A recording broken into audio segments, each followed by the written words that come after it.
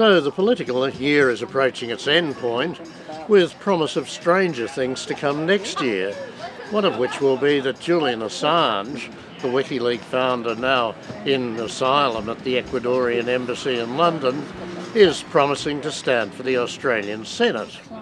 Assange claims to have founded a party. He's getting ready to present it to the Electoral Commission, and he will stand even if he has to stand in absentia. He says it's perfectly okay to put a nominee in instead, which may or may not be the case. But Assange is nothing if not gifted with a monstrous hide, and no hide, no Christmas box.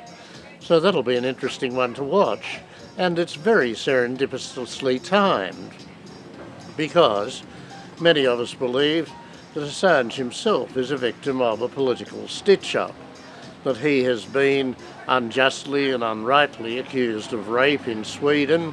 He's never been charged, and the police refused to come to England to investigate or question him, so there is some doubt about the validity of the claim.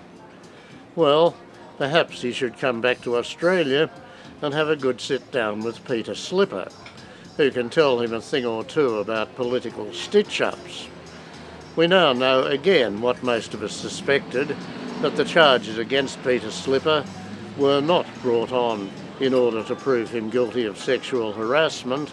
They were brought on in order to destroy him politically and advance the career of Mal Brough, his rival in the seat of Fisher, and of course of the Liberal Party as a whole.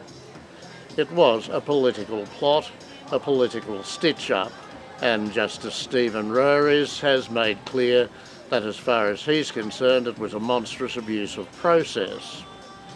Well, such is life in Australian politics, and such is the cesspit that Julian Assange is apparently willing to throw himself into.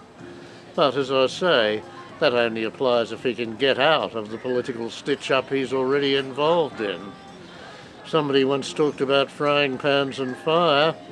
Assange seems to be perfectly willing to risk both.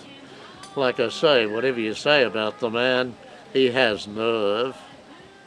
I'm Mungo McCallum.